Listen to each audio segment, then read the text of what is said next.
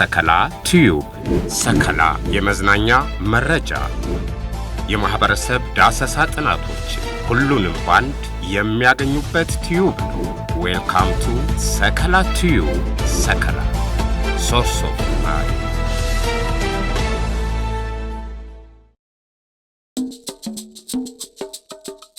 የጊዜ ሚዛን ክፍል 1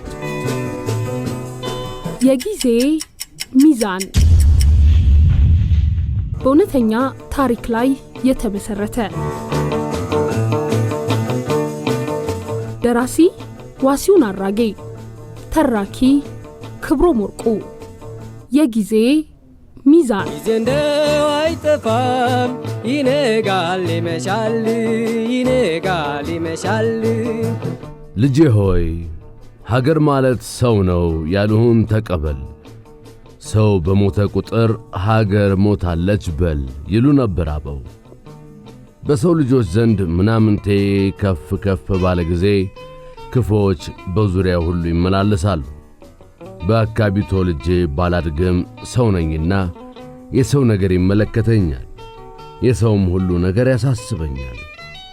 ያ ሰው ማንም ይሁን ምንም አይነት ቋንቋ ይኑረው፣ የትኛውንም አይነት ባህልና እምነት ይከተል፣ እሱ እኔ እና እሱን አያገናኘንም።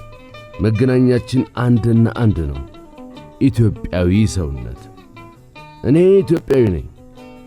የእስረኛው ነገር ይመለከተኛል፣ ምክንያቱም ሰው ስለታሰረ። የተገፋው ለቅሶ ያንገበግበኛል፣ ምክንያቱም ሰው ስለተገፋ። የሟች ነገር ይቆረቁረኛል፣ ምክንያቱም ሰው ስለሞተ። ሰው ከላይ ሰው ከታች፣ ደግሞ ሰው ተመልካች። ሰው ሰውን ሲበድል፣ ሰው ሰውን ሲገድል፣ ሰው ከንቱ፣ ሰው በድን፣ ቢሰፍሩት አይጎድል። ሰው ከላይ ሰው ከታች፣ ደግሞ ሰው ተመልካች፣ ነፍሱን ይማር ለሟች። እንዳንተና እንዳንቺ እንዲሁም እንደኔ ተመልካች ነበረ ነግበኔ ያላለው ያሟቹ ወገኔ። ማን ነው ባለ ሳምንት ኋለኞች ወደፊት፣ መሰፈር አይቀርም በሰፈሩት ቁና። ገዳይ ባለ ጉዳይ ነፍስ ይማር ልበለው የትላንቱን ጀግና። እንዳፌ ሆኖለት ነፍሱ ከተማረ፣ ይብላኝልሽ ላንቺ ይብላኝልህ ላንተ፣ ገዳይ ቁጥሩ ናረ። ምዕራባዊት ደቡብ ቴፒ እንዳለመታደል ሆኖ ለብልጽግና የታደለችው የተፈጥሮ ሀብቶቿ ለብዙዎች ልጆቿ ከቀያቸው መፈናቀልና ደም መፍሰስ ምክንያት ሆኗል። ጥረው ግረው ያፈሩት ሀብት ሜዳ ላይ ተበትኗል። ልጆቿ የወለዱትን አቅፈው ለመሳም የታደሉ አይመስሉ። በቀለምና ሙያ ትምህርት የቀሰሙትን ዕውቀትና በልምድ ያካበቱትን ክህሎት በትውልድ ቀያቸው ጥቅም ላይ እንዳይውል እርም ይሆንባቸው የተባሉም ይመስላሉ። ጥቂቶቹ እንደ ጨው ዘር በየሀገሩ ተበትነው ትዝታዋን ባንቀልባዝለው ሲኖሩ፣ ብዙዎች ግን በዙሪያዋ አጎራባች ዞንና ክልሎች የቅርብ ሩቅ ሆነው በናፍቆት ይመለከቷታል። የሱፍ አበባ የመሰለው ማራኪ ውብ ፈገግታዋ እንደ ጉም ከላዩ ላይ በኖ ጠፍቷል። ሐዘን ቆስቷን እርር ደበን ከሰል አድርጎታል። ካቀረቀረችበት አንገቷን ቀና አድርጎ እንባዋን የሚያበስላት የቁርጥ ቀን ልጅ አብዝታ ትሻለች። ብዙ ባለስልጣኖች በሆዳቸው ተሸንግለው በደሏን አይተው እንዳላዩ፣ ሐዘኗንም ሰምተው እንዳልሰሙ አልፈውታል። እንባዋን ይገድቡላት ይመስል ቴፒ አይኖቿን በመዳፎቿ ከደነቻቸው። በቴፒ ሰማይ ላይ በጥቁር ደመና ታዝሎ የነጎድጓድ ነጋሪት እየጎሳሰመ ሲወርድ የዋለው ዝናብ በተራው ዳጡን ተክቶ ባርቷል። በአካባቢው የተከሰተው ችግር ከተማዋን ከድጡ ወደ ማጡ ከቷታል። የእንደራሴዎቿ ማን አለብኝ ባይነትና የጥቂቶች ራስ ወዳድነት ሰላሟን ከማደፍረሱም በላይ እድገቷን አቀጭቶታል። ልጆቿ የጭንቀትን ባርኖስ ደራርበው ዋል አደር ብለዋል። ልጆቿ እንደ ዶሮ በጊዜ ቆጥ ላይ ቢሰፍሩም ውጥረቱ እንኳን እንቅልፍ ሊያስተኛ አይን አያስከድንም። ዷ ደው ዷ ዷ ዷ ዷ ደው የምሽቱ የተኩስ ድምፅ ታግለው እንቅልፍ ያሸለቡትን ይቀሰቅሳል።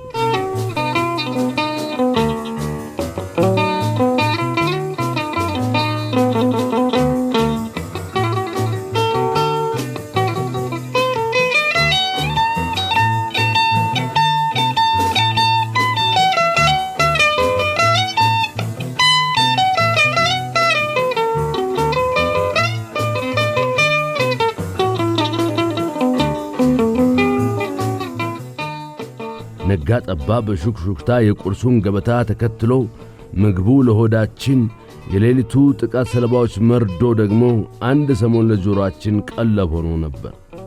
እውነቱን ለመናገር የማይፈልጉትን የመስማትን ያህል የሚመር ነገር የለም።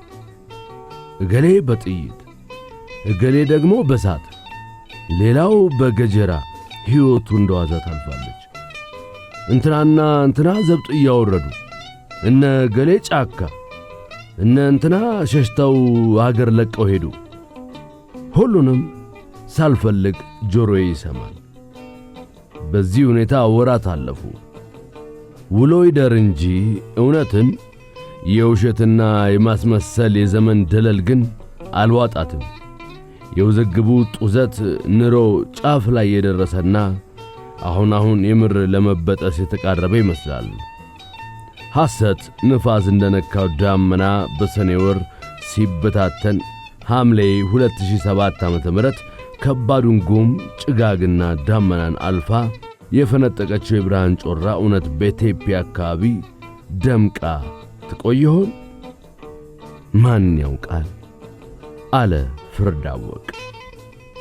መምህር ባህሩ በሚዛን ቴፒ ዩኒቨርሲቲ የመማሪያ ክፍል ውስጥ በቁጥር ከ40 የማይበልጡ የቅድመ ኢንጂነሪንግ ተማሪዎችን በደልዳላው ተክለ ሰውነታቸው ነጭ ጋውናቸውን ደርበው ገባ ባለው ጸጉራቸው ላይ ጺማቸውን አንዠርግገው ከወዲያ ወዲህ የተንጎራደዱ ተማሪዎቻቸውን አንድ በአንድ በአንክሮ ይመለከታሉ። ፍርዳወቅና አስፋው የአንድ ክፍል ተማሪዎች ናቸው። በዕለቱ አስፋው ለ5 ደቂቃ ያክል ዘግይቶ ነበር ወደ መማሪያ ክፍል የደረሰው። አስፋው በሩን በጥንቃቄ ቀስ ብሎ አንኳኳ። መምህር ባህሩ ፊታቸው ላይ የተንሸረገገ ጺማቸውን እያሻሹ ቀስ ብለው ወደ በሩ አመሩ። በሩን ሲከፍቱ አስፋው ጋር ፊት ለፊት ተፋጠጡ። ምኑን አረፈድ ሲሉ መምህር ባህሩ በትህትና ጠየቁት። ገንዘብ ተልኮልኝ ከተማ ባንክ ሄጄ ወረፋ ብዙ ነበር፣ በዚያ ላይ ባጃጅ አጥቼ ረፈደብኝ ሲል አስፋው ተቅለሰለሰ። መምህር ባህሩ አስፋውን ትኩር ብለው እየተመለከቱት ማረፈድ የስንፍና አንዱ ምልክት ነው፣ ድጋሚ እንዳታረፍድ ብለው ካስጠነቀቁት በኋላ እንዲገባ ፈቀዱለት። አስፋውና ፍርዳወቅ ከመማሪያ ክፍል ወጥተው ጎን ለጎን እየሄዱ አንተ ልጅ አስተማሪ ክላስ የሚቀጣና አርፍዶ የሚገባ ተማሪ እንደማይወዱ እያወቅ ለምን ነው እንደዚህ የምታደርገው? በማለት ፍርዳወቅ አስፋውን ለስለስ ብሎ ገለጸው። ዝም በል እባክህ አካብዴ አለ አስፋው ፍርዳወቅን በጎንዮሽ እየተመለከተው። የጊዜ ሚዛን ፍርዳወቅ ደጉ የዕድሜው ለግላጋነት ፊቱ ላይ ይነበባል። ንዴትና ኩርፊያውን መደበቅ አይችልም። ሲናደድ ፊቱ ይበልጥ ይቀላል። ደግነቱ በውሻ ሆድ ቅቤ አያድርም እንደሚባለው እርሱም ነገር በሆዱ ማሳደር አይሆንለትም። ቶሎ ተናዶ ቶሎ ይረሳዋል። ግርማ ሞገሱ ከሩቅ ያስፈራል። ኮከቡ አይደፈርም። አይኖቹ ነገሮችን በጥልቀት ይመረምራሉ። ቁመቱና አስተዋይነቱ ከዕድሜው በላይ ነው። ሲናገር ቃላትን እየመረጠ ረጋ ብሎ ነው። ኮስታራ ወንዳወንድነቱን በርቀት የሚያዩት ሁሉ ትዕቢተኛና ኩራተኛ ይሉታል። ቀርበው ማንነቱን ሲረዱት ግን በነበራቸው የተሳሳተ አመለካከት ለራሳቸው ንስሐ ይገባሉ።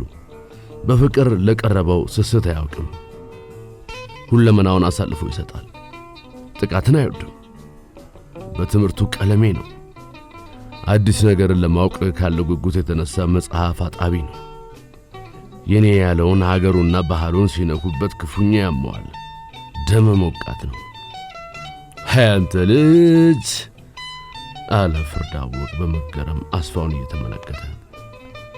ለማንኛውም አትዝረክረክ፣ ጠንቀቅ በል። አስፋው ጮክ ብሎ ጠንቀቅ አለና የፌስ ሳቅ እየሳቀ ፍርዳወቅን አንገቱን አዝሞ የጎንዮሽ ተመለከተው። ፍርዳወቅ በብስጭት አንተ ትቀልዳለህ፣ ጨው ለራስህ ስትል ጠፍጥ፣ ካለዚያ አለና ሐሳቡን አንጠልጥሎት ነው። ከደቂቃዎች በኋላ ፍርዳወቅ ለመጽሐፍ አጠባ ዶርም ሲገባ አስፋው ወደ ግቢው መውጫ በር አቀና። መምህር ባህሩ በአብዛኛው የሀገራችን ማህበረሰብ በአውደ ዓመት ወቅት የሚለበሰውን አረንጓዴ፣ ቢጫና ቀይ ሰንደቅ ዓላማችን እንደ ዝናር ከትከሻ እስከ ወገብ ድረስ አግደም ከቀኝ ወደ ግራ የተጋደመበትን ሙሉ ነጭ የሀገር ባህል ልብስ ለብሰው እሁድ እሁድ በረፍት ቀናቸው በአካባቢው ሲንጎማለሉ ለማየትና ቁም ነገርን ለመሸመት ፍርዳወቅ ዕለቱን ሁሌም በጉጉት ይናፍቀዋል። በመምህሩና በተማሪው መካከል ያለው የኢትዮጵያዊነት ስሜት ይበልጥ ለመቀራረብ ጥሩ ድልድይ የሆናቸው ይመስላል። በቀጠሯቸው መሠረት እሁድ ጠዋት ቡና ተክል ክበብ ተገናኙ። መምህር ባህሩ አጠር ወፈር ያሉ ሽበት የወረረው ሉጫ ጸጉራቸው ከአናታቸው ሸሽቶ ወደ ሪዛቸው ወርዷል። ከሩቅ ላያቸው የተቆጣ ነብር የሚመስሉ ኮስታራ፣ ሳቃቸው እንደ ሐምሌ ፀሐይ አልፎ አልፎ ብልጭ የሚል ሀገርና ወገን ወዳድ የነገ ሀገር ተረካቢዎች በሀገራቸው ባህልና ወግ እንዲሁም ታሪክ መታነጽ አለባቸው ብለው የሚያምኑ በ50ዎቹ አጋማሽ ዕድሜ ክልል የሚገኙ የዩኒቨርሲቲ መምህር ናቸው። ፍርዳወቅ ሻይ፣ መምህር ባህሩ ቡና እየጠጡ ስለ ታላቋ ጥንታዊት ኢትዮጵያ ታሪክ እንዲህ በማለት አካፈሉት። ኢትዮጵያ ኢት ስጦታ፣ ዮብ ቢጫ ወርቅ ወይም ዕንቁ፣ ጊዮን ፈሳሽ ወንዝ በጥቅሉ ኢትዮጵ ጊዮን የጊዮን ወርቅ ስጦታ ተብሎ በሱባ ይተረጎማል ይላሉ መሪ ራስ አማን በመጽሐፍ አብርሄት መጽሐፋቸው። አንዳንድ ታሪክ ጸሐፊዎች ኦሪ ወይም አራም የተባለው የአዳም ልጅ ዓለም በተፈጠረ በ970 ዓመት በኢትዮጵያ ነግሶ ነበርና የእርሱ ነገድ እስከ ጥፋት ውሃ ወይም ማይ አይህ ድረስ 21 ነገሥታት ነግሰው ኢትዮጵያን እንደገዙም በብላቴ ጌታ ህሩይ በዋዜማ መጽሐፋቸው ይነግሩናል ብለው ቡናቸውን ፉት ካሉ በኋላ መምህር ባህሩ ቀጠሉ። የአዳም 10ኛ ትውልድ ኖህ ከጥፋት ውሃ በኋላ ካረፈበት አራራት ተራራ ተነስቶ እስያን ለሴም፣ አውሮፓን ለያፌት፣ አፍሪቃን ለካም በማከፋፈል ካምን ይዞ ወደ ኢትዮጵያ መጣ በማለት ያሬድ ግርማ በጎንደር ታሪክ መጽሐፉ ይተርካል።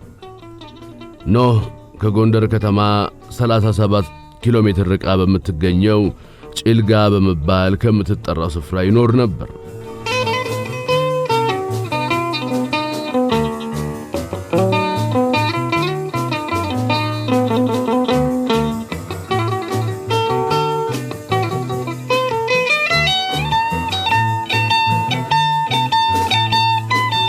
ባለቤቱም እሜቴ አይከል ይባላሉ።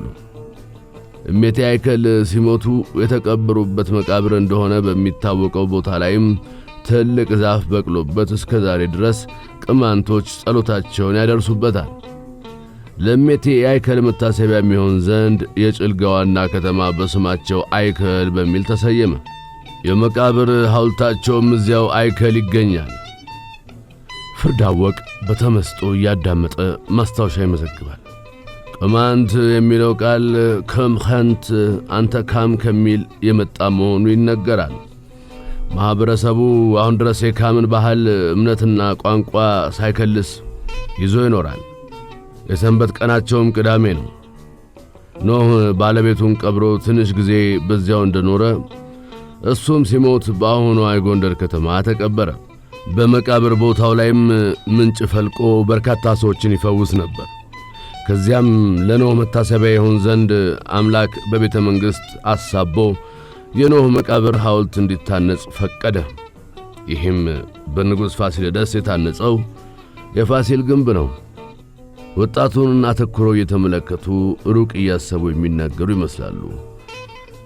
የካም ልጆች ኩሽ፣ ምራይም፣ ፋጥና፣ ከነዓን ሲሆኑ ኩሽም ናምሩድን ወለደ። የኩሽ ልጅ ኃያሉ ናምሩድ ከኢትዮጵያ ሄዶ የግዛቱ መጀመሪያ በሰናዖር አገር ባቢሎን ግዛቱን አድርጎ ነበር። በመሆኑም ሌላ የኩሽ ልጅ ሰብታህ በኢትዮጵያ ነገሰ። በዚህም መሠረት ካም በኢትዮጵያ ምድር ቆይቶ ሲሞት ልጁ ኩሽ የቤተሰቦቹ መሪ ሆነ። እርሱም ሲሞት ልጁ ሰብታህ የናምሩድ ተከታይ ማለት ነው በአባቶቹ ምድር በኢትዮጵያ ንጉሥ ሆኖ ከ2545 እስከ 2515 ዓመተ ዓለም ድረስ ነገሰ አሉ መምህር ባህሩ ጺማቸውን እያሻሹ። በጣም ይገርማል እኮ መምህር፣ ያሉኝን መጽሐፍት አግኝቼ ባነባቸው ደስ ይለኛል አለ ፍርድ አወቅ። አንድ ሁለቱ እኔ ጋ አይጠፉም፣ እሰጥሃለሁ። የተወሰኑትን ሰዎች ተውሰው በዚያው አስቀርተውብኛል። ለማንኛውም ይጠቅመሃል የምላቸውን አዲስ አበባ ስሄድ አፈላልጌ ይዤልህ ለመምጣት እሞክራለሁ። የነገ ሀገር ተረካቢ ትውልድ የሀገራችን ታሪክ ማወቅ ይኖርባቸዋል ብዬ አምናለሁ።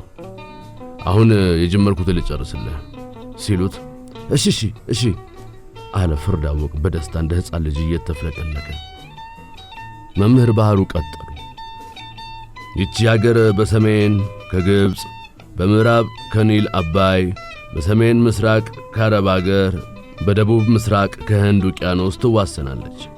በዚች ሀገር የኩሽና የሴም ዘሮች የሚባሉ የካም ወገን የሆኑ ተወላጆች ይኖሩባትም ነበር አሉ መምህር ባህሩ። ፍርድ አወቅ ቶሎ ይጽፋል። መምህሩ ቀጠሉ።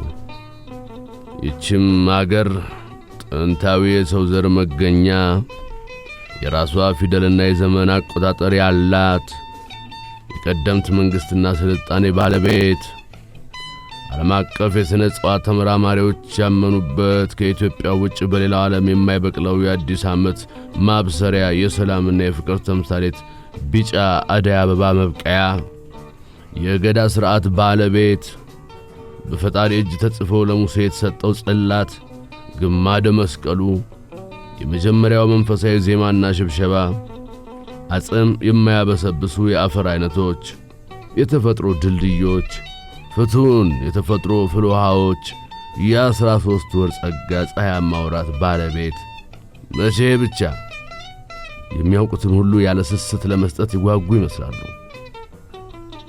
ከራስ ደጀን ከፍተኛ ተራራ ጫፍ ጀምሮ ከባህር ጠለል በታች እስከ ዳሎል የእሳተ ገሞራ የሚገኝ የመልክዓ ምድር ገጽታ የአፍሪካ ቲቤት፣ የአፍሪካ ስዊዘርላንድ፣ ልዩ ልዩ አዕዋፋትና የዱር እንስሳዎቿ ሩፍ ኦፍ አፍሪካ ያስባሏት፣ በየትኛውም ዓለም የማይገኙ አጥቢ እንስሳትና የወፍ ዝርያዎችን በጉያዋ የታቀፈች፣ እንደ ሰንሰለት የተቆላለፉ የሰሜንና ባሌ ተራሮች የአፍሪካ የውሃ ምንጭ፣ የምስራቅ አፍሪካ የዝናብ መጋቢ በመባል ያስጠሯት የእነዚህ ሁሉ ውብ ተፈጥሮ ባለቤት ነች ይህች አገር ኢትዮጵያ አሉ በኩራት ፍርድ አወቅን ፈገግ ብለው እየተመለከቱት።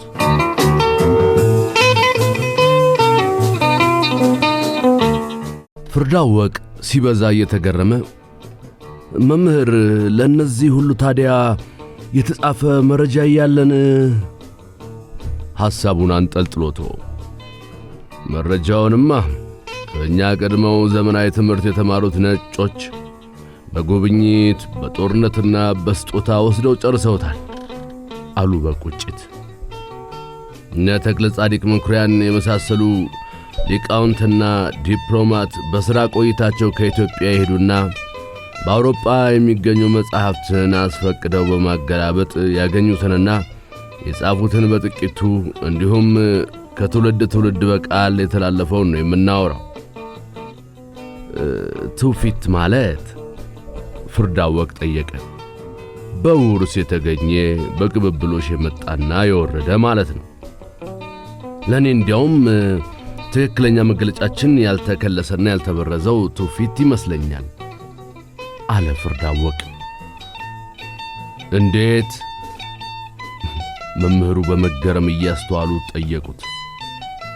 ልብ ብለው ከሆነ ትውፊቶች በአብዛኛው ከሰው ሰራሽ ሳይሆን ከእርጥበታማ ዳገትና ሸለቆች እንዲሁም ደኖች ጋር በጥብቅ የተሳሰሩ ናቸው። ለምሳሌ በዚህ አካባቢ የሚኖሩ ማህበረሰቦችን ባህላዊ እምነት እንዲሁም የገዳ ስርዓትን ስንመለከት ብዙ ድንቅ ነገሮችን እናስተውላለን። ጥሩ ብለሃል። በጥቅሉ ስለዚች ድንቅ ሀገር የኢትዮጵያ ቀደምት ታሪክ ብዙዎች ብዙ ይበሉ እንጂ አንዱ ከአንዱ ሲስማማ የምናየው በውስን ነጥቦች ላይ ብቻ ነው። ሁሉም በመጨረሻ የሚደርሱበት የጋራ ድምዳሜ ይህች ሀገር ሚስጥር ናት የሚል ነው። ፍርድ አወቅ የማወቅ ጉጉቱ እየናረ ተቅበጠበጠ። ፍሬዴሪክ ቲ ቦልተን የተባለ ጸሐፊ ፕላንት ኤንድ ፕላኔት በሚል ርዕስ በጻፈው ጥናታዊ ጽሑፉ ኢትዮጵያውያን ገነት የምትባለው የራሳቸው ሀገር የኔል ምንጭ መሆኗን አያምኑም፣ ይደነግጣሉ። ደግሞም የሩቅ ሀገር ሰው ጽሑፍ ይጠብቃሉ። በዚያ ላይ ስለ ራሳቸው ማውራት አይወዱም፣ ኀጢአት ነው ይላሉ ብሎ ነበር አሉና በሐሳብ ጭልጥ ብለው ነጎዱ። እውነት ብሏል አለ ፍርድ አወቅ ግንባሩን ቋጥሮ በቁጭት። አይደለም ስለ ሀገር ስለ ራስህ እኮ መናገር አትችልም። ሳት ብለው ስለ ራስህ ስታወራ ጉረኛ ትባላለህ። ሰው ደግሞ ጥሎበት ከብዙ መልካም ነገሮች ይልቅ አንዷን ስህተትህን ነቅሶ ማየትና ማውራት ይወዳል። ከጥቂቶች በቀር ብዙዎች ደግሞ በሰሙት ያምናሉ። መምህር ባህሩ በፍርድ አወቅ አስተሳሰብ ይበልጥ እየተደነቁ ጭንቅላታቸውን ከፍ ዝቅ አደረጉና ይገርምሃል እነ አለቃ ታዬን የመሳሰሉት የቤተ ክህነት ሊቃውንት በሚኒሊክ ዘመን ወደ ጀርመንና ሌሎች አውሮፓ ሀገራት እየተጓዙ ግዕዝን አስተማሩ። እነሱ ያስተማሯቸው አውሮፓውያን ዛሬ ከፍተኛውን የግዕዝ ትምህርት ቤት ከፍተው ኢትዮጵያውያንን ያስተምራሉ። ከዚያም እነዚህኞቹ የቀደሙት እነዚያኞቹ የጻፉትን ተረት ነው ይላሉ። እንዴት ስንል ዘመናዊ አጠናን ዘዴን ያልተከተለ እንዲሁም መረጃ አልባ የሆነ ጽሑፍ ነው ይላሉ። ከወሰዱት ጥቂት ነገር ቆንጥረው እሱንም አዘበራርቀው ይሰጡንና ስንወዛገብ እንድንኖር ያደርጋሉ አሉ አሁንም በቁጭት። ፍርድ አወቅ ውስጡ ሲበዛ እያዘነ ቆይ ግን እስከ መቼ ነው በጨለማ የምንጓዘው ሲል ጠየቃቸው። በፍቅር ጀርባውን ቸብ አደረጉና ከተቀመጡበት እየተነሱ ጨለማው ላይ ብታፈጥ ያለ ሰዓቱ አይነጋም። ፈጣሪህን ትተህ በመከራህ ብታዝን አንዳች ጥቅም የለውም። ካስተዋልከው ጨለማም ውበት አለው፣ ከካባ ይልቅ ደማቅ ነው። እሾህም አበባ አለው። ክፉ ሰውም አንድ ጥሩ ነገር አይጠፋውም። ልብ አድርግ፣ ለክረምት በጋ ለሌሊትም ቀን አለው። ለእኛም ጊዜ አለን። ጊዜን የሚሰጥ ራሱ ጊዜ ሳይሆን የጊዜ ባለቤት ፈጣሪ እንደሆነ አምነን በተስፋ መጠበቅ ነው አሉና የቆዘሙ ፍርድ አወቅን ተሰናብተውት ሄዱ። ፍርድ አወቅ እንደፈዘዘ በትዝታ ወደ ልጅነቱ ተመለሰ። የአንደኛ ደረጃ ትምህርት ቤት እንደ ወላጅ ፍቅርን እየሰጡ በሥርዓት አንጸው ሁን አስቆጥረው ኮትኩተው ያሳደጉት የፊደል ገበታ አባቱ አስተማሪ ጋዲሳ ትዝ አሉት።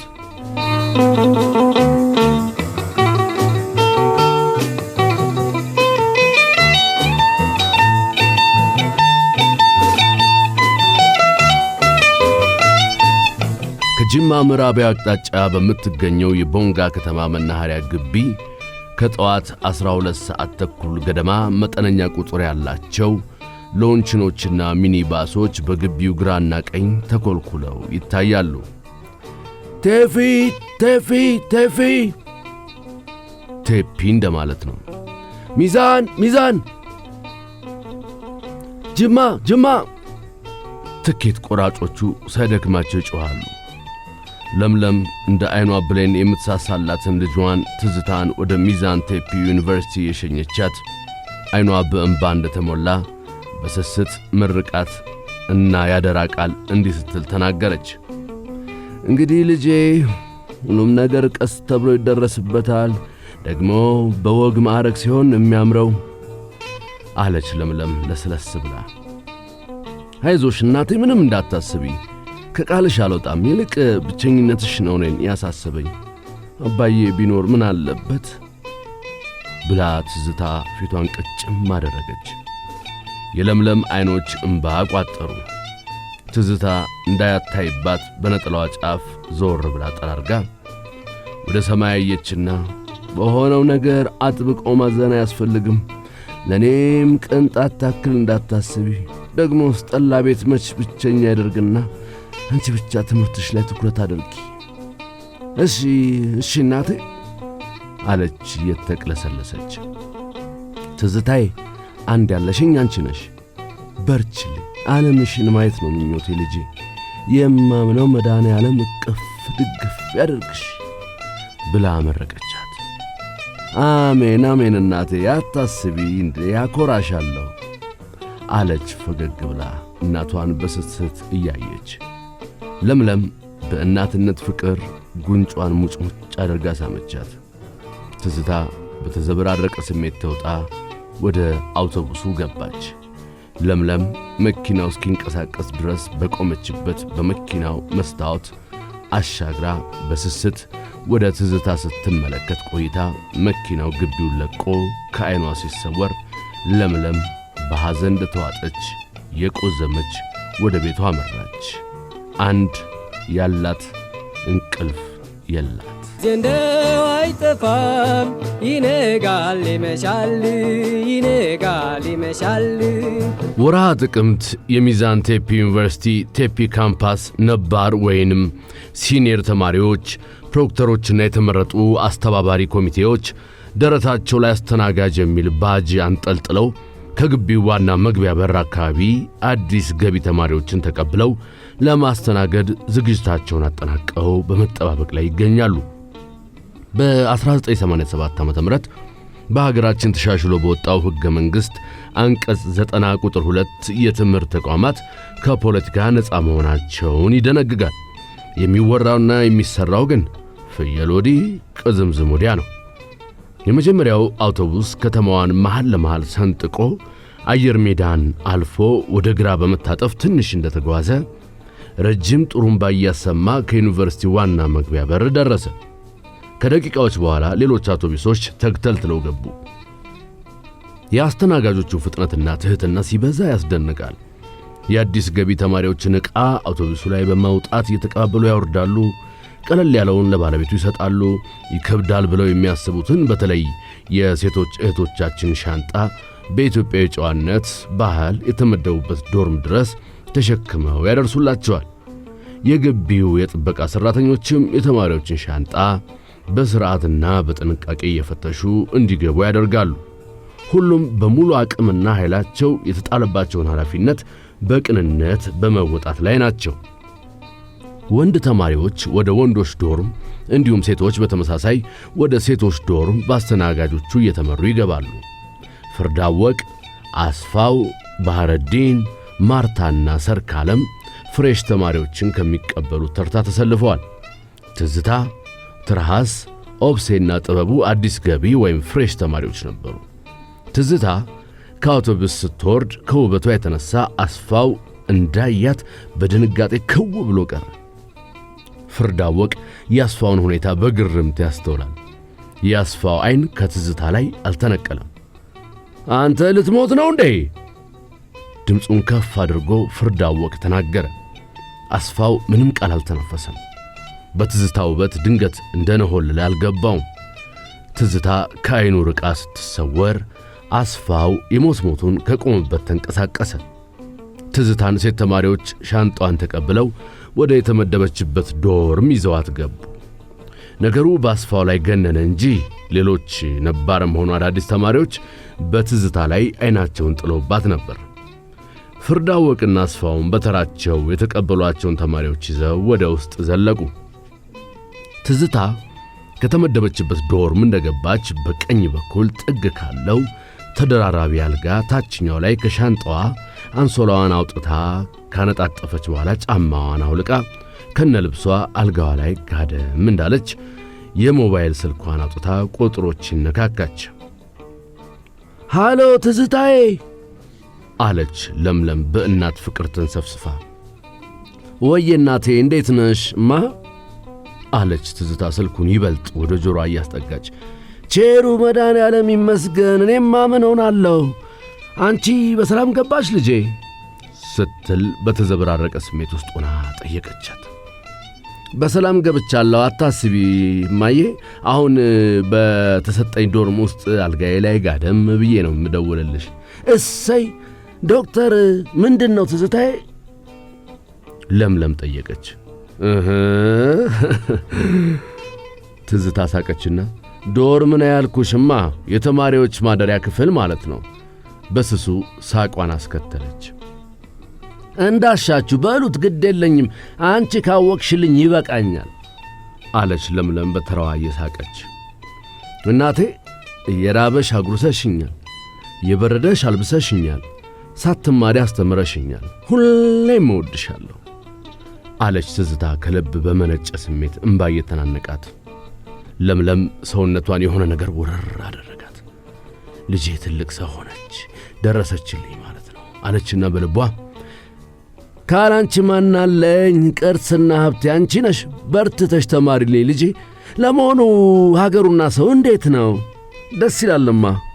ዩኒቨርሲቲው እንዴት አይነት አቀባበል አደረገልን መሰለሽ? ከየአውቶቡሱ ሻንጣዎቻችንን እያወረዱ ዶርም ድረስ ዕቃችንን ተሸክመው ነው ያስገቡን አለች ትዝታ በአድናቆትና በምስጋና ተሞልታ። እሰይ እሰይ ልጄ፣ በያገሩ ስንቱን እንደረገመው ስንት እግዜር የመረቀው አለ መሰለሽ። እግዜር እስጣቸው። አየሩስ እንዴት ነው? ይሞቃል እኮ። ሙቀቱን ቻልሽው? ትንሽ ይሞቃል፣ ግን እንደሚወራው አይደለም። የወደፊቱን እንጃ። በዚሁ ከቀጠለ ለክፉ አይሰጥም። እሰይ የኔ ልጅ፣ አይዞሽ፣ ለምንም ነገር እጅ እንዳትሰጪ። እሺ እናቴ፣ ችግር የለም፣ ብዙ አታስቢ አለች ትዝታ እናቷ እንዳትጨነቅባት እየሰጋች። ትዝታዬ እንግዲህ ከጎኔ ርቀሻል። አደራሽን ልጄ፣ ራስሽን ጠብቂ። ሁሉም ነገር ቀስ ተብሎ ይደረስበታል። ቅድሚያ ዓላማሽን ነው ማሳካት ያለብሽ። አንድ አይን ያለው በአፈር አይጫወትም ልጄ፣ ታውቂዋለሽ። አይኔ አንቺ ነሽ አለች ለምለም ፍርሃትና ርኅራኄ በተቀላቀለበት ስሜት። ምንም ስጋት አይግባሽማ። ዛሬም ቢሆን ነገ እኔ ትላንቷ ትዝታ ነኝ። አንቺ ያለሽልኝ ጭራሽ ብቸኝነት አይሰማኝም። በአካል ብርቅሽም ለፍታ በሐሳቤ አልለይሽም። ባለሁበት አለሽማ፣ ከቃልሽ አልወጣም። እድግ በይ ልጄ፣ እሱ በኪነ ጥበቡ ይጠብቅሽ። የማምነው መድኃኔዓለም ከአንቺ ጋር ይሁን ብላ ሽቅብ ወደ ፈጣሪዋ አንጋጠጠች። አሜን አሜን እናቴ፣ አንቺንም የምታምኙ መድኃኒተ ዓለም ከክፉ ይጠብቅልኝ አለች ትዝታ። አሜን ልጄ፣ ሁላችንንም ይጠብቀን። ብዙ ቆጠረብሽ ትዝታዬ፣ ደህና ሁኝልኝ ልጄ። ትዝታ እናቷ ጠላ ሽጣ የምትሞላላት ካርድ ትዝ አላት። እሺ እናቴ፣ ደህና ሁኚ፣ እወድሻለሁ አለችና ስልኩን ዘጋች። ሌክቸረር ባህሩና ፍርዳወቅ ዩኒቨርሲቲው አካባቢ በሚገኝ አንድ ምግብ ቤት ቁጭ ብለዋል። እስኪ ስለ ቴፒና አካባቢዋ ታሪክ አንዳንድ ነገር ንገረኝ አሉ ጀርጋጋ ጺማቸውን በአንድ እጃቸው እያሻሹ። ቴፒ የደቡብ ብሔር ብሔረሰቦች ክልላዊ መንግሥት ሸካ ዞን የኪ ወረዳ ዋና ከተማ ስትሆን በስተ ደቡብ ምዕራብ አቅጣጫ ከመዲናችን አዲስ አበባ 611 ኪሎ ሜትር ርቃ ትገኛለች።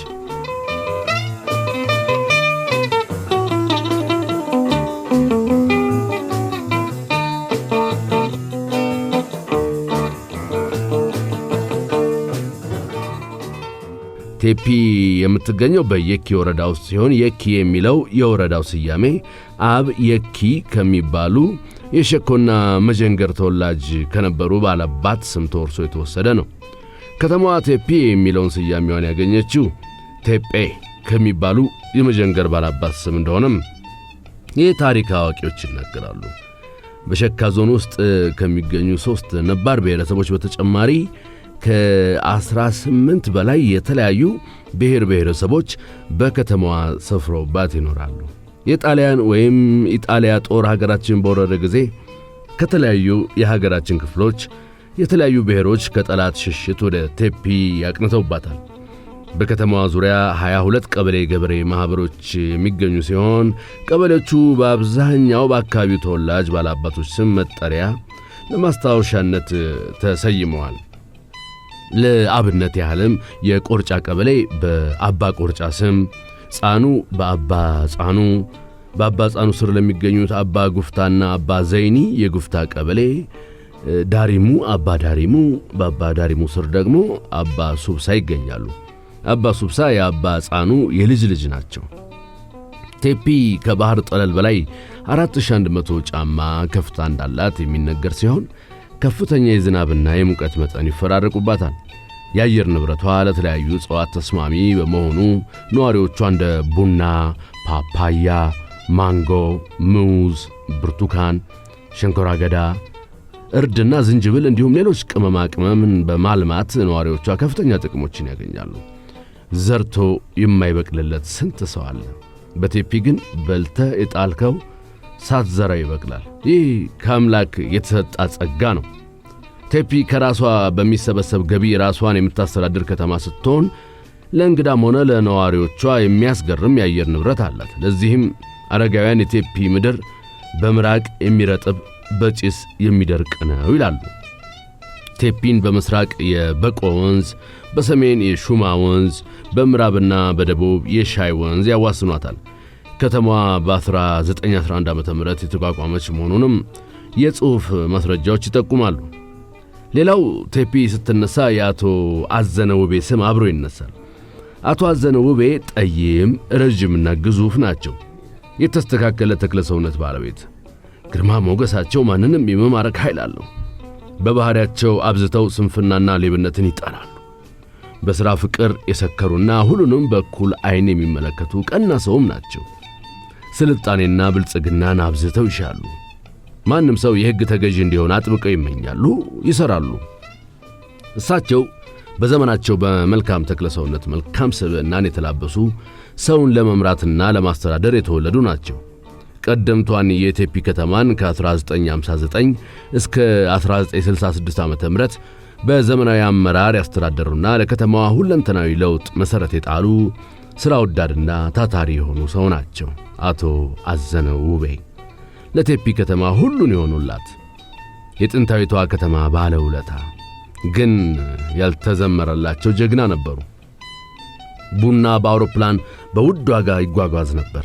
ይህን ልብ ብለው ያስተዋሉት የቴፒ ከተማ የወቅቱ ሹም አቶ አዘነ ውቤ የተጣለባቸውን ኃላፊነት በትጋት ለመወጣት የመንገድ ግንባታውን አሃዱ ብለው ጀመሩ። ከዚያም የተለያዩ አገልግሎት መስጫ ተቋማትን የመገንባት ሥራን ተያያዙት። ቴፒን የጄኔሬተር መብራት አስገብተው ብርሃን እንድታይም አደረጉ። በዚያ አላበቁም፣ ቀጠሉ። ትምህርት ቤትና የጤና ተቋም እንዲገነባ አደረጉ። ያቅዳሉ፣ ውለው ሳያድሩ ወዲያው ይተገብራሉ። ፍርዳወቅ ትንሽ ፋታ ወሰደና ንግግሩን ቀጠለ። ለመጓጓዣም ሆነ ለሥራ ለበርካታ ዓመታት በአህያ ፈረስና በቅሎ ስትገለገል የነበረችው የቴፒ ከተማ ከመኪና ጋር ተዋወቀች። አቶ አዘነ ውቤ ሕዝቡን በማስተባበር ለሥራ የሚሆኑ ማሽኖችንና ተሽከርካሪዎችን ለአብነትም ዶዘር 131,000 ብር፣ ግሬደር 65,000 ብር እና መርሴዲስ ገልባጭ 38,000 ብር አስገዙ። ታታሪው ሰው አዘነ ውቤ አስተዳዳሪ ብቻ አልነበሩም። የዶዘርና ግሬደር ኦፕሬተር እንዲሁም ሹፌር በመሆን ብዙ ጊዜያቸውን በከተማዋ መንገድ ሥራ ላይ ያጠፉ ነበር።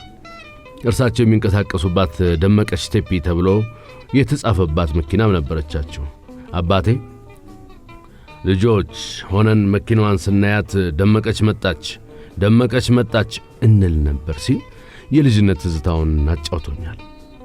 በእርግጥ እሳቸው ለቴፒ ከተማ የለውጥ መሠረት የሆነ የማዕዘን ድንጋይ አስቀምጠው ያለፉ ሰው ናቸው። ነገር ግን አቶ አዘነ ከዚህም በላይ ናቸው። ቴፒን ባስተዳደሩበት ዘመን የአስደናቂ ሰብዕና ባለቤት የነበሩ መሆናቸውን የሚያስመሰክሩ በርካታ ተግባራትን ፈጽመዋል። አቶ አዘነ ውቤ በስብዕናና በባህሪ ምን አይነት ሰው ናቸው? ታታሪና ትጉ፣ በእኩልነት የሚያምኑ፣ ዘመናዊ አስተሳሰብን የተካኑ፣ ከዘመኑ ቀድመው የተፈጠሩ ሰው ነበሩ። አቶ አዘነ ያኔ ዴሞክራሲ ገና በሀገራችን ቀድሞ ባልታወቀበት በፊውዳል ዘመን ሆነው በሃይማኖቶችና በብሔር እኩልነት የሚያምኑ ትልቅ ሰው እንደነበሩ ብዙዎች ምስክርነታቸውን ይሰጧቸዋል። በወቅቱ ይኖሩ የነበሩ ነዋሪዎች አቶ አዘነን በአስገራሚ ሕጋቸውም ያውቋቸዋል። ለከተማዋ ሰላምና ለከተማዋ እድገት ይበጃል የሚሉት ሕግ ይተገበር ዘንድ በትጋት ያስፈጽሙ ነበር። ሥራ በሚሰራበት ጠራራ ፀሐይ መጠጥ ቤት ገብቶ መገኘት ፈጽሞ የተከለከለ ነበር። በእሳቸው ዘመን መጠጣት የፈለገ ማታ ከሥራ ሰዓት ውጭ እንጂ ቀን በሥራ ሰዓት ፈጽሞ አይታሰብም። ሌላው አስገራሚ ሕጋቸው በገበያ ቀን ወደ ከተማዋ የሚገባ ማንኛውም ሰው ዱላ፣ ጩቤና ጦር የመሳሰሉ ድምፅ አልባ መሳሪያዎችን ይዞ መግባት በፍጹም አይፈቀድለትም። አቶ አዘነ በባህሪያቸው ሰነፍና ሌባ አጥብቀው አይወዱም። ሰርቼ እንዳልበላ እጄ ለሰለሰ፣ ሰርቄ እንዳልበላ አዘነ ደረሰ ተብሎ ይዘፈንላቸውም ነበር። በ1962 ዓ.ም አዲስ አበባ ድረስ ሄደው ከተማ ደረጃዋን የጠበቀ ዘመናዊ ማስተር ፕላን እንዲኖራት ያደረጉትም እኚሁ ያልተዘመረላቸው የቴፒ ከተማ አስተዳዳሪ አቶ አዘነ ውቤ ነበሩ። አንድ ሐቅ አለ። ሰው ሟች ነው።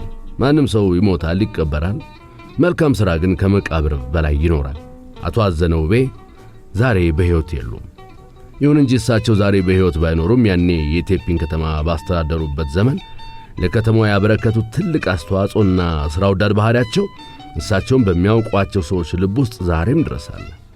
የትጉሁ ሰው ጠንካራ የሥራ ወዳድነት መንፈስና የእሳቸው መልካም ተግባር ዘመንን ተሻግሮ ትውልድ እየተቀባበለ ይማርበት ዘንድ የሚመለከተው አካል አንድ ነገር ማድረግ እንዳለበት ይሰማኛል። አንድ ባለ ሀብት በግል ተነሳሽነት በስማቸው ከከፈተው አነስተኛ ትምህርት ቤት በቀር ለእሳቸው መታሰቢያ የቆመላቸው ምንም ነገር የለም። ለቴፒ ከተማ ሁሉን የሆኑላት ትልቅ ባለውለታ ለአቶ አዘነ ውቤ ጮክ ተብሎ ሊዘመርላቸው ይገባል። ስለ ቴፒ እችን ታክል አውቃለሁ አለ ፍርድ አወቅ እየሳቀ። ጀግና በርታ፣ ይህች አገር እንዳንተ አይነት ማንነቱን የተረዳ ትውልድ አብዝታ ትፈልጋለች ብለው እጁን አጥብቀው ጨበጡት። ለምለም ቀጠን ብላ ረዘም ያለች ኑሮ ያጎሳቆላት ግን ቁንጅናዋን ያልደበቀባት በአርባዎቹ መጀመሪያ ዕድሜ ክልል የምትገኝ ደርባባ ሴት ነች። ወገቡ ላይ ላስቲክ እንደ መቀነት የተጠመጠመበት ረጅም ቀሚሷን ለብሳ ጸጉሯን በጥቁር ሻሽ አስራ ኮንጎ ጫማ ተጫምታለች። በወንጋ በሚገኘው መኖሪያ ቤቷ የጠላ ደንበኞቿን እያስተናገደች አንገቷ ላይ የተንጠለጠለው ሞባይል ወይም እጅ ስልኳ ቃጨለ። መንቆርቆሪያዋን አስቀምጣ እጇን ልብሷ ላይ ጠራረገችና ስልኩን አንስታ ወደ ጆሮዋ አስጠግታ ከቤት ወጣች። ብዙም ሳትቆይ በደስታ እየተፍለቀለቀች ወደ ቤት ተመልሳ ገባች። ከደንበኞቿ መካከል በዕድሜ ጠና ወዳሉት ሽማግሌ ያመራችና አንገቷን ዘንበል አድርጋ ዝቅ ባለ ድምፅ ትዝታዬ ቴፒ በሰላም ገባውን የምትለኝ ተመስገን አለችና አንገቷን ወደ ቤቱ ጣሪያ ቀና አድርጋ ተመለከተች። ባለፈው ትሄዳለች ብለሽ ነበር። አፈር ልብላ ሳላገኛት ሄደች ይሆን አሉ እንደማዘን ብለው ሽማግሌው ዕድሜ ያጨማደደው ግንባራቸውን ፈታ ለማድረግ እየሞከሩ። አዎ ዛሬ ጠዋት ሄደች። ከመኪና ተቀብለው ተንከባክበው መኝታ ክፍላችን ድረስ አስገቡን አለች። እግዚአብሔር የመረቀው በየቦታው ሞልቷል። የተባረኩ እግዚአብሔር ይስጣቸው አለች በደስታ ሽማግሌውን እየተመለከተች። ሽማግሌው ጠላቸውን እየተጎነጩ ጥሩ ልጅ ስለሆነች መልካም መልካሙን የሚገጥማት እሱ ይጠብቅልሽ አሉ ዘርዛራ ጥርሳቸውን ብልጭ አድርገው። አሜን አለች ለምለም በተራዋ ተስተካክሎ የተደረደረውንና የወተት አረፋ የመሰለውን ጥርሷን ገልጣ ፈገግታዋን እየመገበቻቸው። አየኔ ነገር ጠላውት ባዶ ሆኖ በወሬ ያስኮት አይደል ብላ ጠላውን ቀዳችላቸው። የዛሬው በኔ ነው አለቻቸው ፈገግታዋ እንደደመቀ። ዳይ አንቺ ደግሞ በሌላ አቅምሽ ስንቱን ወጪ ያውጥተሻል አሉ እጃቸውን ወደ ሱሪ ኪሳቸው እየላኩ። አይ ቢሆንም ይሄ እኮ ትልቅ ደስታ ነው ብላቸው ወደ ሌሎች ደንበኞቿ አይኗን ጣል አደረገች። መቼም አንቺ ያንዴ ከተናገርሽ በጃቴም እንዳልሽ ደስታሽ ደስታዬ ነው አሉ ሽማግሌው። ለምለም ወደ ሌሎች ደንበኞቿ አመራች። ለምለምን ከጀርባዋ ባይናቸው እየተከተሉ ጣሳቸውን አንስተው ጠላቸውን ደጋግመው ተጎነጩ። የሚዛን ቴፒ ዩኒቨርሲቲ ዋናው ግቢ በቤንች ማጂ ዞን በሚዛን ተፈሪ ከተማ ይገኛል። በቀድሞው ሚዛን ተፈሪ በአሁኑ አጠራር የሚዛን አማን ከተማን የኮሶኮል ጋቸብና ሾንጋ ወንዞች እንደ ጥበብ ቀሚስ ጥለት ዙሪያዋን ተጠምጥመውባታል። የካይከንና ጌም ተራራዎች የቀስት ደጋን ይመስላሉ። የሚዛን ተፈሪ ከተማ ግማሽ ያሉ በደጋኑ እቅፍ መካከል ይገኛል። የተራራዎቹ ጫፍ እንደ ግመል ጀርባ አያሌ ሻኛ መሳይ ቅርጽ አላቸው። ብዙ ጊዜ በተራራዎቹ ላይ ድንቅ ሆኖ የሚታይ ሌላ የውበት ተራራ ይደረብበታል። ይህም ንድፍ ጥጥ የመሰለና የፀሐይ ጮራ የወደቀበት የተለያየ ቅርጽ ያለው ብሩህ ዳመና ነው። ለተራራውና ለከተማው ዳመና ውበት የጋራቸው ነው። ከተራራው ወገብ ላይ ፏፏቴና የእርሻ መሬት ባንቀልባ እንዳለ ሕፃን ታዝለዋል። የጫት የቡናና ሌሎች የፍራፍሬ ተክሎች የአረንጓዴ ቅጠል ባህር መስለው ለሚዛን ተፈሪ ከተማ ይታዩአታል። ለስለስ ብሎ በሚነፍሰው ነፋስ ዛፎቹን ግራ ቀኝ ሲወዛወዙ ለከተማዋ በስግደት የሚያሸበሽቡ ያስመስላቸዋል። ማለዳ ለፀሐይ፣ ማታ ለጨረቃ ተራራዎቹ ርስት ናቸው። የተነጠረ ብር የመሰለችው ጨረቃና የጎረቤቷን የዲማ ወርቅ የመሰለችው ፀሐይ በተራራዎቹ ሻኛዎች መካከል በየተራቸው ብቅ ይላሉ። ከከተማዋ አቅንተን ስንመለከተው በተራራው ወገብ ላይ ያሉ አራሾች ለጨረቃና ለፀሐይ ጎረቤት እንደሆኑ ያስገምታል። ከወንዞች መካከል ሾንጋ ለየት ይላል። ዩኒቨርሲቲ አካባቢ ክረምት ከበጋ በፍጹም አይጠፋም። ሲያዩት ትምህርት የተጠማ ይመስላል። ተግባብተን ባናወጋም አልፎ አልፎ ስንታይ ግን ዓመታት ተቆጥረዋል። ሕግ፣ ጤና፣ የሂሳብ መዝገብ አያያዝ፣ ሥራ አመራር፣ ቋንቋ ወይስ ኢኮኖሚክስ ምን እየተማረ ይሆን ያሰኛል። በዞኑ ውስጥ ቤንች፣ ሸኮ፣ ዲዚ፣ ሱርማ፣ ሜኒትና ዚልማሞ 6 ነባርና ሌሎች የተለያዩ ብሔር ብሔረሰቦች በአንድነት ይኖራሉ። ከሚዛን ተፈሪ ከተማ በስተምዕራብ ሰሜን አቅጣጫ 52 ኪሎ ሜትር ርቀት ላይ በሸካ ዞን የሚገኘው የቴፒ ካምፓስ በውስጡ ኮሌጅ ኦፍ ኢንጂነሪንግ ኤንድ ቴክኖሎጂ፣ የኢንጂነሪንግና ቴክኖሎጂ ኮሌጅ፣ ኮሌጅ ኦፍ ናቹራል ኤንድ ኮምፒቲሽናል ሳይንስ፣ ናቹራልና ኮምፒቲሽናል ሳይንስ ኮሌጅ እንዲሁም ስኩል ኦፍ ኢንፎርማቲክስ ኤንድ ኮምፒውተር ሳይንስ የኢንፎርማቲክስ እና ኮምፒውተር ሳይንስ ትምህርት ክፍልን በጉያው አቅፎ ይዟል። የዩኒቨርሲቲው ተማሪዎች ለአካባቢው ማህበረሰብ የተለያዩ የሥራ ዕድል እንዲፈጠር ከማገዛቸው በተጨማሪ ለከተማዋ ድምቀትን አጎናጽፈዋታል። ዩኒቨርሲቲው በ1999 ዓ.ም ከተቋቋሙት ዩኒቨርሲቲዎች መካከል አንዱ በመሆኑ እንደ ከፍተኛ የትምህርት ተቋም መማሪያ ቁሳቁሶች አፍ ሞልቶ ተሟልቶለታል ብሎ ለመናገር ብዙ አያስደፍርም። የማደሪያ፣ መማሪያ፣ ቤተ መጻሕፍትና የምርምር ሕንፃዎች በአገር በቀል ሥራ ተቋራጮች በመገንባት ላይ ናቸው። ይሁን እንጂ በአካባቢው የአየር ንብረት ተጽዕኖና በግንባታ ግብዓት በተለይ የአሸዋ ችግር እንዲሁም በመብራትና ውሃ መቆራረጥ ምክንያት አንድም ሥራ ተቋራጭ በገባው ውለታ መሠረት በተያዘለት የጊዜ ሰሌዳ ወይም ስኬጁል ተጉዞ ሥራውን አጠናቆ ለማስረከብ አልታደለም። አንድ መኪና አሸዋ እስከ 17500 ብር ይሸጥ ነበር። ይህም ለኮንትራክተሮቹ ትልቅ ራስ ምታት እንደሆነባቸው ይታወቃል። በአጠቃላይ ዩሲቢፒ የዩኒቨርሲቲ አቅም ግንባታ ፕሮጀክቱ ውጤት በተቃራኒው ብዙዎችን አሽመድምዷል። ከሁኔታዎች አንገብጋቢነት የተነሳ ሕንፃዎቹ ሙሉ በሙሉ ሳይጠናቀቁ አገልግሎት ላይ እንዲውሉ ይደረግ ነበር። ሁሉም ሕንፃዎች የመጸዳጃ ክፍላቸው ጥቅም ላይ አልዋለም። በጊዜያዊ የቆርቆሮ ሽንት ቤት ነው ተማሪዎች የሚጠቀሙት። የመማሪያ መጻሕፍት፣ የምርምር ቁሳቁስ እጥረትና የተለያዩ የመልካም አስተዳደር ችግሮችን ለዓመታት በጽናት ተጋፍጠው አሸናፊ ለሆኑ ተመራቂዎች አድናቆት ይገባቸዋል አለ ፍርዳወቅ በልቡ።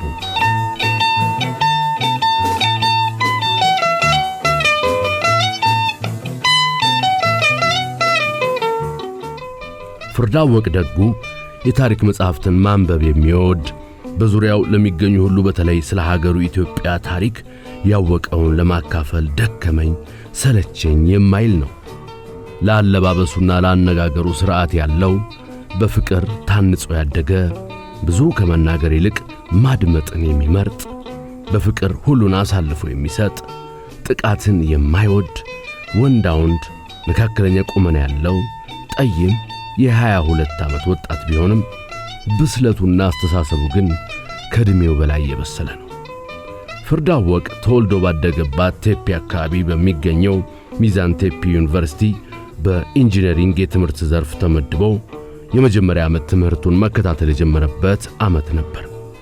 በዚሁ ዓመት መጨረሻ በመንግሥት የሥልጣን መተካካት ፖሊሲ በዞኑና በወረዳዎች መዋቅር አዳዲስ ባለሥልጣናት ወደ ሥልጣነ መንበሩ የመጡበት ጊዜ ነበር። የዞኑ አስተዳዳሪ፣ የድርጅት ጽሕፈት ቤት ኃላፊ፣ የቴፒ ከተማ ከንቲባ እናም ሌሎችም። ይሁን እንጂ በአብዛኛው ባለሥልጣኖቹ በጎሳ ቢለያዩም ከአንድ ብሔረሰብ የፈለጉ ነበሩ። አዳዲሶቹ ባለሥልጣኖች ወጣትና በቀለም ትምህርት ዝግጅታቸውም ጥሩ የሚባሉ በመሆናቸው በአካባቢው ለዓመታት የዘለቀውን የመልካም አስተዳደር ችግር ይቀርፋሉ፣ የአካባቢውን ልማትም ያፋጥናሉ ተብለው በአካባቢው ነዋሪዎች ትልቅ ተስፋ ተጥሎባቸው ነበር። በተለይ አዲሱ የዞን አስተዳዳሪ በብዙዎች ዘንድ እንዲህ ነው እንጂ መሪ ለሽንት ቤት መኪና ከሚል ተላቀን ከሕዝብ ጋር ተመሳስሎ በእግሩ የሚሄድ የሰው ችግር ብሎ የሚያዳምጥ አስተዋይና ርቆ ሐሳቢ መሪ አገኘን በማለት ብዙዎች ሲያንቆለጳጵሱት ነበር። በእርግጥ ትሕትናውና ሰው አክብሮቱ ልዩ ነው። ከአንደበቱ የሚወጡ ቃላት ገዢ ናቸው። ቀይ ቀጠን ያለ ሰልካካ አፍንጫ ያለው በሰላሳዎቹ አጋማሽ የዕድሜ ክልል ውስጥ የሚገኝ ለግላጋ ልጅ እግር አንድ ፍሬ ወጣት ነው። ቸኩሎ ማመስገን ኋላ ለማማት ነው። ፍርዳወቅ ከዩኒቨርሲቲ ወጥቶ አየር ሜዳን መሃል ለመሃል ሰንጥቆ ቁልቁል ወረደና ወደ ቀኝ ታጥፎ መናኸሪያ አካባቢ ወደሚገኝ አንድ አነስተኛ ሻይና ቡና መሸጫ ቤት ጎራ አለ። ከአብሮ አደግ ጓደኛው እስማኤል ጋር ተገናኙ። ጉድ እኮ ነው የሚሰማው ነገር አለ እስማኤል ግንባሩን ቋጥሮ ድምፁን ዝቅ አድርጎ ወደ ፍርዳወቅ ይበልጥ እየተጠጋ። እስማኤል ቀይ መልከ መልካም ዘለግ ያለ ሁሌም ከፊቱ ፈገግታ የማይለየው ቀልድና ጨዋታ የሚያምርበት ወጣት ነው። ተወልዶ ባደገበት ቴፒ በአንድ የመንግሥት መስሪያ ቤት ተቀጥሮ ከእጅ ወዳፍ የሆነ ሕይወትን ይገፋል። ቸኩሎ ማመስገን ፍርዳወቅ ሐሳቡን አንጠልጥሎ ተቆጨ።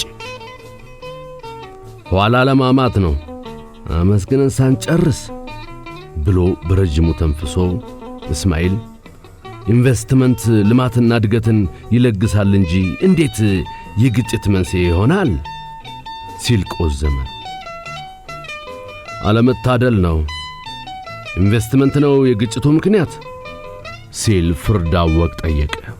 አዎ ቀደም ሲል አንድ ከደቡብ አፍሪካ የመጣ የአካባቢው ተወላጅ በኢንቨስትመንት ስም ጻኑ በሚባለው ቀበሌ አካባቢ የእርሻ ቦታ ተሰጥቶት ነበር።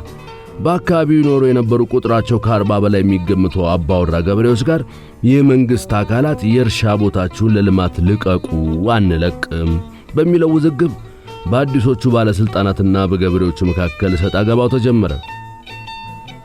እሺ አለ ፍርዳወቅ እየጓጓ። የተፈጠረው አለመግባባት ከጊዜ ወደ ጊዜ ጡዘቱ እየከረረ መጣ። አንድ ቦታው የተወሰደበት ግለሰብ ከድርጅቱ ወይም ከባለ ሀብቱ ጥበቃ ሠራተኛ ጋር በፈጠሩት አምባጓሮ የጥበቃ ሰራተኛው ገበሬውን በጥይት ተኩሶ ይገድለዋል። ጉዳዩ ወደ ሕግ እንዲደርስ የአካባቢው ባለስልጣናት ቢሞክሩም በዚህ ድርጊት ክፉኛ የተበሳጩት የአካባቢው ገበሬዎች ግን ፈቃደኞች አልነበሩም። ከቀናት በኋላ ገዳዩን የኢንቨስተር ጥበቃ የሟች ወገኖች እንደገደሉትና ግምቱ ያልታወቀ የተለያዩ ንብረቶችንም እንዳቃጠሉና ይህም ግጭቱን ከግለሰብ ወደ ብሔረሰብ እንዳሸጋገረው ይነገራል አለ እስማኤል ፍዝዝ ብሎ። ፍርዳወቅ ጭንቅላቱን ከፍ ዝቅ አደረገ። እስማኤል ቀጠለ። የዞንና የወረዳ ባለስልጣናት ለጉዳዩ ሰላማዊ መፍትሄ ከማፈላለግ ይልቅ ግለሰቦችን በማሰርና በማሳደድ በኃይል የታገዘ እርምጃ መውሰዳቸው የግጭቱን ጡዘት አከረረው።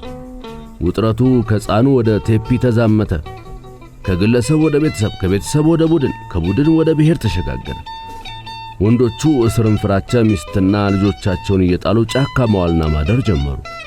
ሚስትና ልጆችንም ለሽፍታ ስንቅ ስለምታቀብሉ የት እንዳሉ ታውቃላችሁ፣ ያሉበትንም ምሩ ሲባሉ አናውቅም በማለታቸው ብዙዎቹ የእንግልቱ ገፈት ቀማሽ ሆኑ።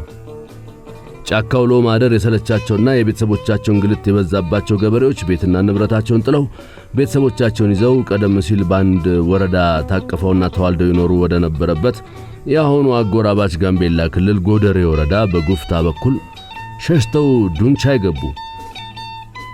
ይገርማል አለ ፍርዳወቅ ንፋስ ሽው እያደረገ ወደ ጆሮ ያስገባውን ያልተጣራ ወሬ ፍንትው ብሎ በመስማቱ ውስጡ እየተደሰተ። አመራሮቹ ሽፍታ ያሏቸውን አባወራዎች የጋምቤላን ክልልን አሳልፈው እንዲሰጣቸው ቢጠይቁም ክልሉ ግን ተፈናቃይ ገበሬዎችን አሳልፈው ሊሰጣቸው ፈቃደኛ አልሆነም። በዚህም የዞኑ ባለስልጣኖች ከጋምቤላ ክልል ጋርም በመጠኑም ቢሆን እሰጣ ገባ ውስጥ ገብተው ነበር።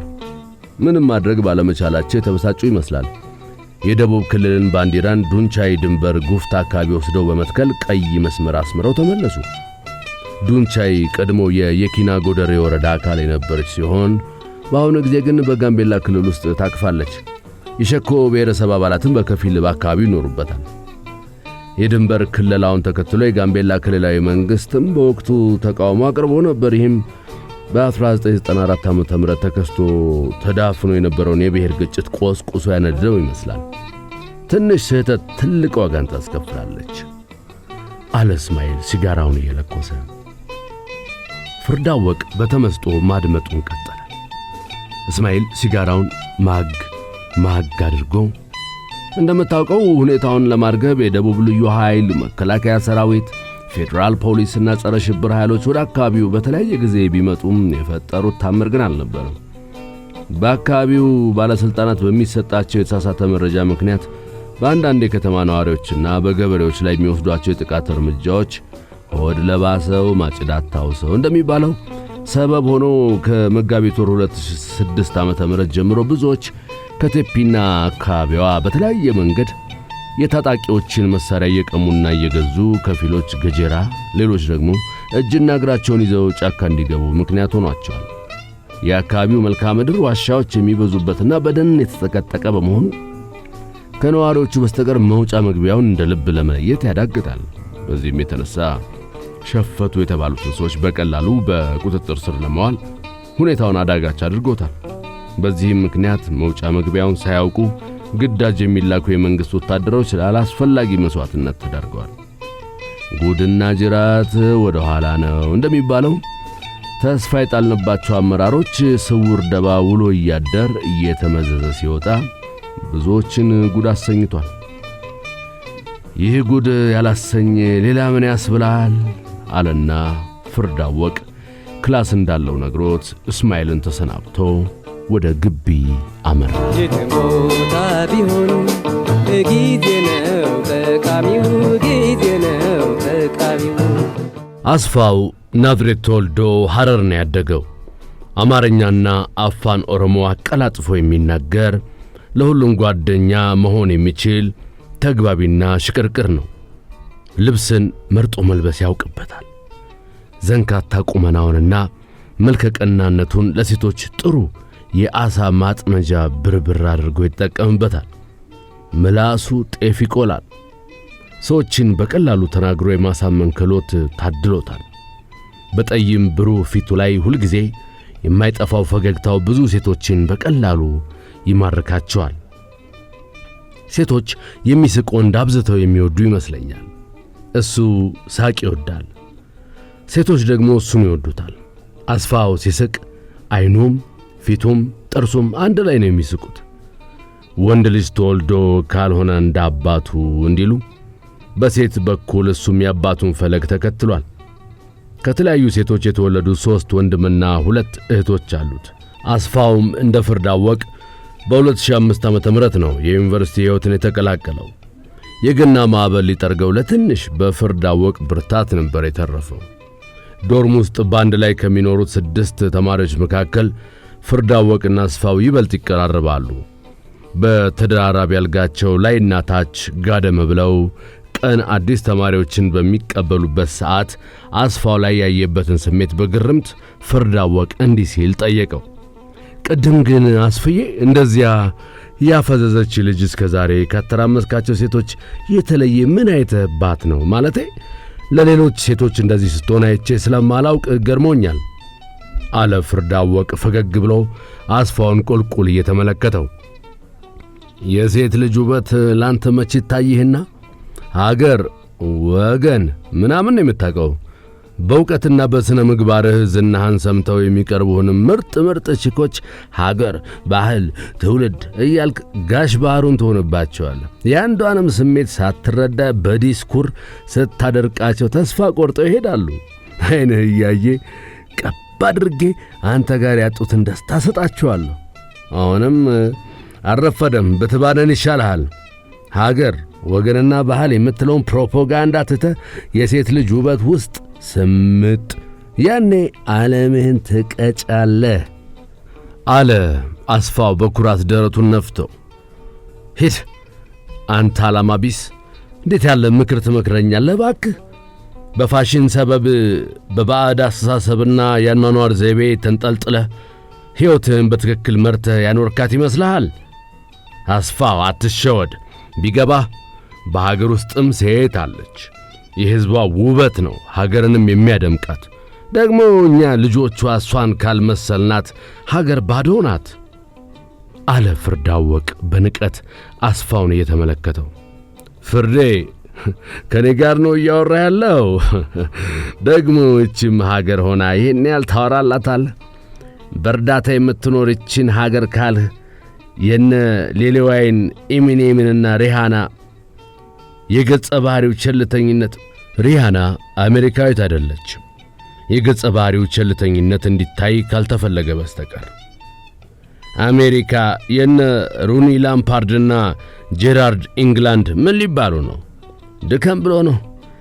ይልቅ ጆሮ ካለ ስማ። ለነገሩ ዝም ብሎ የተቀመጠ ኢትዮጵያዊ ጆሮ መቼ ይሰማና ነው? ፍርዴ አንዳንዴ ታስቀኛለህ፣ ደግሞም ታሳዝነኛለህ አለ አስፋው ትራሱ ስር የወሸቀውን ሃንዳውቱን እያወጣ።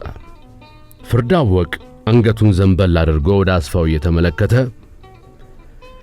ጥፋቱ የኔ ነው በአንተ ተስፋ ለመቁረጤ።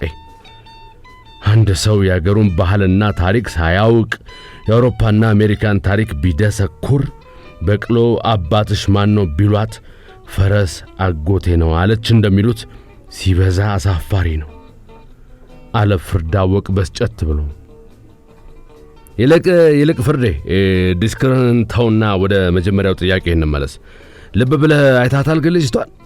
በሕይወቴ ለሴት እንዲህ አይነት ስሜት ተሰምቶኝ አያውቅም።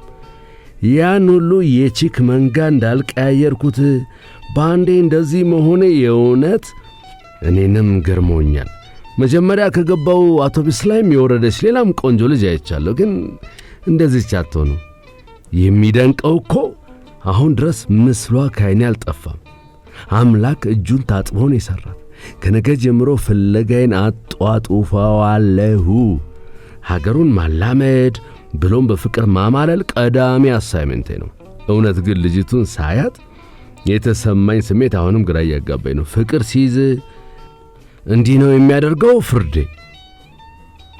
ወይ አንተ ልጅ አለ ፍርዳወቅ ሳይወድ በግድ ፈገግ እያለ።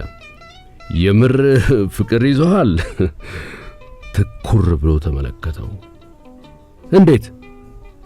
ምን ማለት ነው? ሲል አስፋው ተኮሳተረ። ጉድ እኮ ነው። ይህን ጥያቄ እኔን ጠየቅከኛ?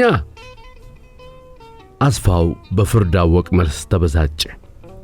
ፍርድ አወቅ አሁንም ቀስ ብሎ እየሳቀ ምን አለ እንዳፍ እውነት ሆኖ በአንድ በረጋ። ማፍቀርም መፈቀርም መታደል ነው። ያንተን ግን አለ ለስለስ ብሎ።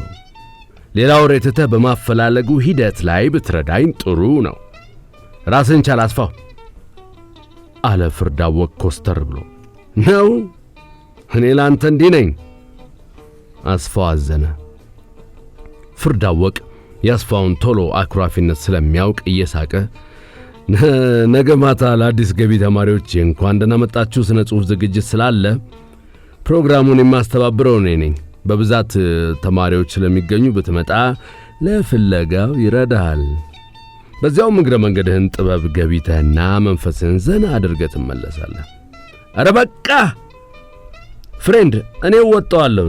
እዚህ የሰለቸኝ ዲስኩር አንሶኝ ጭራሽ በማኅበር ተደራጅታችሁ አዛል ታደርጉኝ።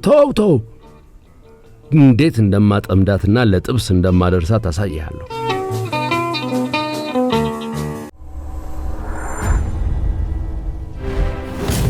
ሰከላ ቲዩብ።